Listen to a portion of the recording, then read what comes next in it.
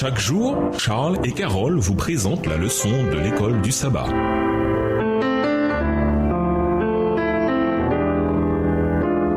Bienvenue dans votre émission Dieu nous parle. Voilà un son de mercredi, un royaume inébranlable. Dieu a annoncé qu'il ébranlera le ciel et la terre, ce qui signifie qu'il détruira les nations ennemies. Mais certaines choses ne seront pas ébranlées, ne seront pas détruites. Comparons Psaume 15, verset 5, Psaume 16, verset 8, Psaume 21, le verset 7, Psaume 62, le verset 2, Psaume 112, le verset 6 et Hébreux 12, le verset 27. Qu'est-ce qui ne sera pas ébranlé? Psaume 15, verset 5, il n'exige point d'intérêt de son argent et il n'accepte point de don contre l'innocent. Celui qui se conduit ainsi ne chancelle jamais. Psaume 16, verset 8, j'ai constamment l'Éternel sous mes yeux. Quand il est à ma droite, je ne chancelle pas. Psaume 21, verset 7, tu le rends à jamais un objet de bénédiction, tu le combles de joie devant ta face. Le roi se confie en l'Éternel et par la bonté du Très-Haut, il ne chancelle pas. Psaume 62, le verset 2, oui, c'est en Dieu que mon âme se confie, de lui vient mon salut. Psaume 112, verset 6, car il ne chancelle jamais,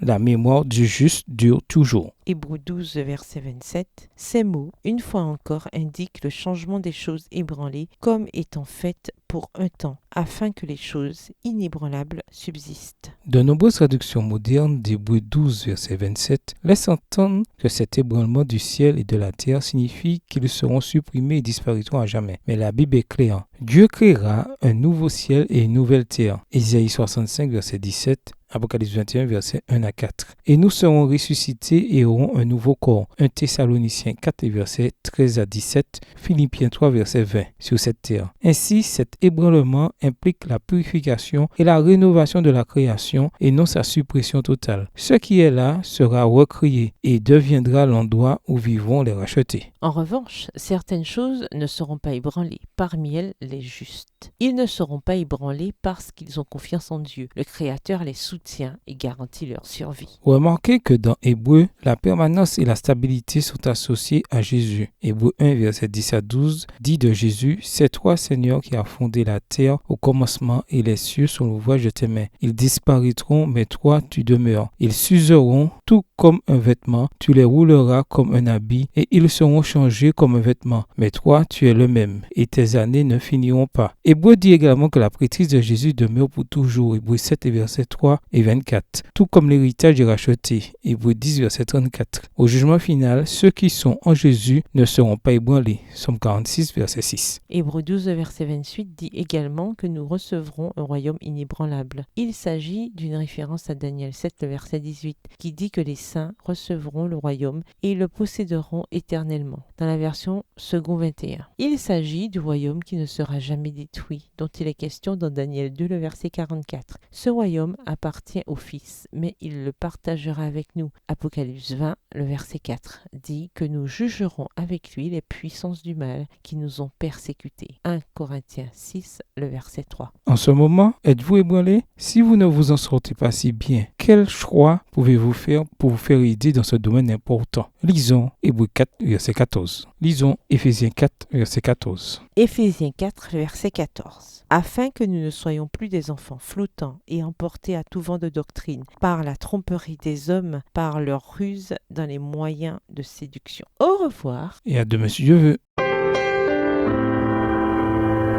Dieu nous parle. Chaque jour, Charles et Carole vous présentent la leçon de l'école du sabbat.